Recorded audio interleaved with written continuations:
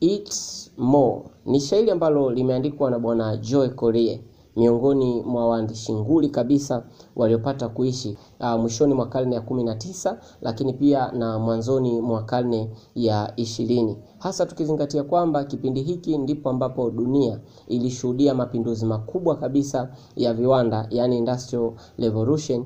Mwandishi huyu kwa kazi zake nyingi ambapo ameandika mashairi lakini pia na plays, ameonekana akiwasemea watu wa tabaka la chini kwa weledi sana, akionyesha yale matokeo hasi, the negative effects they have gotten from the industrial revolution. Kwa hivyo anaonyesha yale matokeo hasi ya mapinduzi ya viwanda ambayo yamewakumba tabaka la chini. Sasa katika uchambuzi wa shairi hili nitakusomea shairi hili na tutaenda kutafsiri mstari kwa mstari ili kuvuta uelewa, na baada ya hapo tutapitia zile guiding questions katika uchambuzi wa shairi, tutapitia themes, tutapitia na kila kitu muhimu. Sasa kabla ya vyote hivyo, naomba nikuombe usubscribe na kulike. Ukisubscribe ni namna pekee ambayo unaonyesha support kwa kile ambacho tunakifanya, lakini pia zaidi ukihitaji uchambuzi mwingine mwingi unaweza ukascroll chini ukaingia katika channel hii.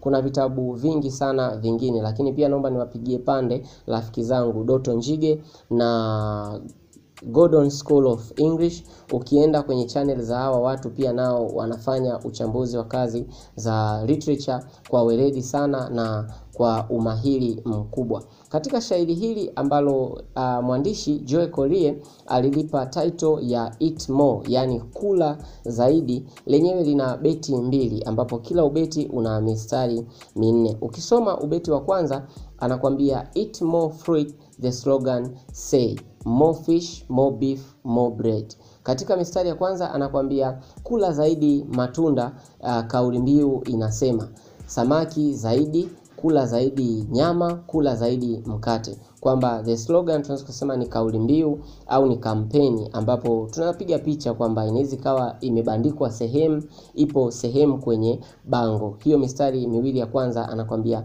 eat more fruit, the slogan say, kwamba kula matunda zaidi, kauli mbiu inasema more fish, more beef, more bread, kwamba samaki zaidi, nyama zaidi na mkate zaidi.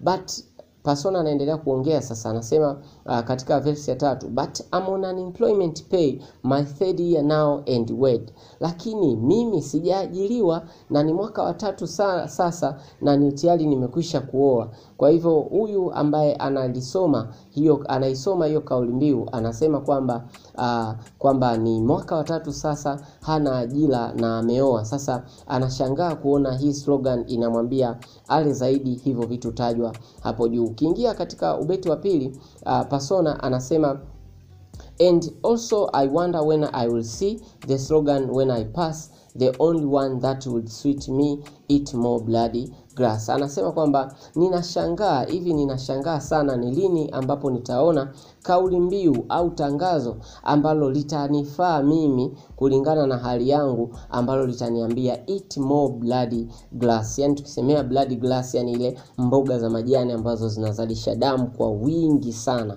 Sasa Persona anaongea hivyo kwamba anashangaa ni lini ataiona hii kauli mbiu. Sasa tukianza uchambuzi wa shairi moja kwa moja, ni lazima tutembee katika kitu kinaitwa guiding questions. Yani hii ndio inakuwezesha wewe kulielewa shairi taratibu na kwa weledi wa kupendeza. Sasa guiding question number 1 ambayo inafaa sana ujiulize, who speaks in the poem, or we can say who is the persona. Persona tunajua kabisa is someone who is speaking in the poem, ni yule ambaye anazungumza katika shairi. Sasa who is he, yeye ni nani? So ukisoma shairi hili utaona kwamba the one who speaks in the poem is the active person who is directly affected by unemployment, and he is complaining about eating balanced diet while he cannot afford it due to his poor financial position. Unaona kabisa kwamba mzungumzaji katika shairi hili ni mtu ambaye moja kwa moja ameathirika na tatizo la kukosa ajira, na hapa unaona analaumu juu ya slogan ile ambayo ni kauli mbiu ambayo inajaribu kumsisitiza kula mlo kamili ambao yeye hawezi akaumudu kutokana na matatizo ya kiuchumi, au tunaweza kusema hali yake ya kiuchumi. So the persona is among the oppressed people in the society. Guiding question number 2, ukisoma shairi hili utaona kwamba unaweza kaulizwa what is the tone, mood or attitude of the speaker. Kumbuka kwamba tone ndo inatusaidia kujenga mood. Tukisema tone, for example, wewe unavyonisikiliza sasa hivi unaona kwamba je, nina tone gani? Tone yangu, yani kiimbo changu ninavyoongea, je, ninazungumza kama nina hasira au ninazungumza kama nimerelax au ninazungumza kama nina upesi fulani na kimbizana na muda. So tone yangu ipoje? Na pia hiyo tone ukishaigundua utaweza kuona mood yangu. Kama ni tone ya furaha utasema nina mood ya furaha. Kama ni tone ya hasira, angry tone, then utajua kabisa nina angry mood. Kwa hivyo au nina sad mood.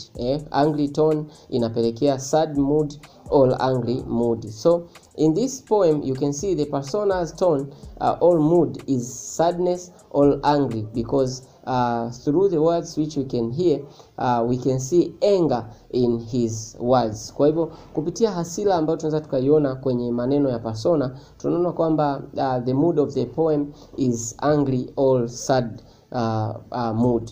Lakini pia factors ambazo zinaweza kusaidia consolidate mood, au inaweza kusaidia kusema zaidi kwamba mood ya huyu mtu ni ya kuchukia na hasira. Unaweza kuona kwamba the persona is complaining on the situation of unemployment that makes him to fail to afford eating balanced diet. Unaona kabisa kwamba analalamika, he is complaining. Hii inaonyesha kabisa kwamba huyu yuko sad. He is complaining about about unemployment problem. Analalamikia tatizo la kukosa ajira, na hivyo linalompelekea akose au ashindwe kula mlo kamili. How the poem is organized. Hii ni swali namba 3, guiding question. How the poem is organized, au unaweza kusema comment on the structure of the poem. Simply ni kwamba the poem is organized into 2 stanzas with 4 verses. Kwamba unaona kabisa kwamba shairi lina beti 2 ambapo kila ubeti una mistari 4. That's the structure of our poem.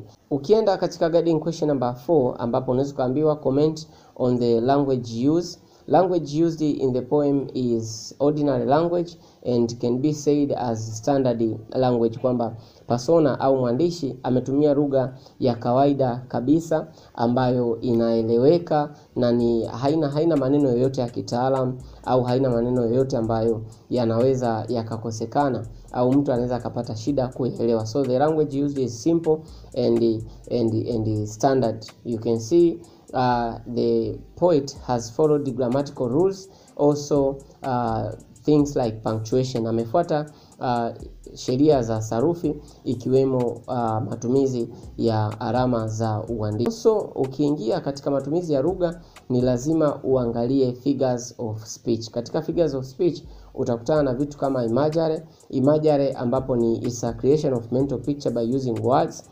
Na katika shairi hili unaweza kaona kwamba for example the slogan, the words which are found on the slogan, maneno ambayo yanapatikana kwenye slogan yanajaribu kujenga mental picture. Kwa mfano anakuambia the slogan says eat more fish, more beef, more bread. Unaona kabisa unapata picha ya samaki nyingi, nyama nyingi, mikate mingi. That's imagery. So on the second stanza, on the last verse, katika stanza ya pili ubeti wa mwisho, katika stanza ya pili mstari wa mwisho unaona pia the persona says eat more bloody grass. Yani unaona kabisa kwamba kula zaidi mboga za majani zenye damu nyingi. Unaona kabisa that is imagery. Unaweza ukapata pia figure of speech nyingine katika shairi hili ni symbolism. Symbolism is the use of one thing to represent the other. Ni matumizi ya kitu kimoja kuwakilisha kingine. Katika shairi hili unaona kwamba neno bloody glass katika stanza ya pili verse ya mwisho imetumika kuonyesha poverty, imetumika kuonyesha umaskini, wakati ambapo Words like fish, beef and bread on the first stanza yametumika kuonyesha utajiri. Maneno kama samaki, nyama na mkate yametumika kusymbolize utajiri. Also, if you go to the other figure of speech, it is personification. Personification in the poem inaweza kaonekana pale ambapo slogan it is being treated as a human being. Pale ambapo slogan inakuwa inachukuliwa kama mtu, as the persona says, the slogan says, kwamba anasema kauli mbiu au tangazo linasema. That is personification. Unaona pia hata pia on the second stanza anasema I wonder when I will see the slogan says eat more bloody grass, kwamba pia nitashangaa nitakapoona kauli mbiu au tangazo likisema kula mboga za majani nyingi. Kwa hivyo bado anafanya kitu kinachoitwa personification. Lakini pia tunaweza tukaambiwa sasa comment about the themes themes which are found on the poem. Unaweza kuona kabisa kwamba main theme of the poem is unemployment, kukosekana kwa ajira. Kumbuka kwamba shairi hili limeandikwa kipindi cha mapinduzi ya viwanda, ambapo kulikuwa kuna big invasion of machines, na ambapo pia watu wengi zaidi walipoteza kazi kwa sababu mashine zilianza kutumika zaidi katika uzalishaji. So there is a theme of unemployment as it can be seen on the first stanza, kama ambavyo inaweza kuonekana katika ubeti wa kwanza, ambapo persona anasema I'm on unemployment pay, kwamba nipo katika ukosefu wa ajira mwaka wa 3 sasa na pia nimeoa. The other theme which can be seen in the poem, we can see there is a protest. Kuna swala la protest, ambapo tunaona kabisa kwamba persona is protesting, anapinga swala la sela ambazo ni za kibaguzi, na ambazo pia sela ambazo zinatengeneza classification kwenye jamii. Protest, as you can see, the persona says I wonder when I'll see the slogan which will suit me, kwamba ninashangaa ni lini nitaona slogan ambayo itanifaa. Kwa hivyo unaona anapingana na ile slogan ambayo inamuencourage kula vyakula ambavyo yeye binafsi hawezi akavi-afford. Lakini theme nyingine ambayo unaweza kuipata katika shairi hii ni theme ya conflict. Theme ya conflict, you can see there is a conflict between the lower class and the government. Utaona the ruled and the government or the upper class, there is a conflict here. Hawa jamaa wana mgogoro. Unaona kwamba serikali inajaribu kuemphasize watu kula balanced diet, lakini watu wanapinga kwamba serikali ni nafi kwa sababu inajaribu kuignore matatizo yao ya kiuchumi. So unaweza kuona kuna theme ya hypocrisy. Hypocrisy inaweza kuonekana pale ambapo serikali inaweka slogans, inaweka kauli mbiu na matangazo ambayo they motivate people to eat balanced diet, while the government itself exactly know that people have no such kind of economy to afford the balanced diet. Unaona kwamba serikali ni nafiki, ni hypocritic, kwa sababu inawa encourage watu kula balanced diet wakati inafahamu kabisa kwamba watu wake hawana ajira na hawawezi wakamudu hivyo vyakula. But also tukiendelea zaidi, unaona kwamba kuna mambo mengine ya msingi katika shairi. Guiding question, unaweza kuulizwa what is the type of the poem. The type of the poem is lyric poem which is short, which explain strong feelings. Unaona kwamba shairi hili ni shairi ambalo ni lyric poem. Why? Because inaelezea hisia nzito. Unaona kabisa kwamba persona anaelezea feelings zake nzito juu ya tatizo la unemployment na slogans ambazo zinaendelea kutoka, ambazo zinaonekana kama ni matukano hivi kwa watu wa tabaka la chini. Also unaweza kupata guiding question ya mwisho ambayo inasema relevance of the poem. Is the poem relevant to our society?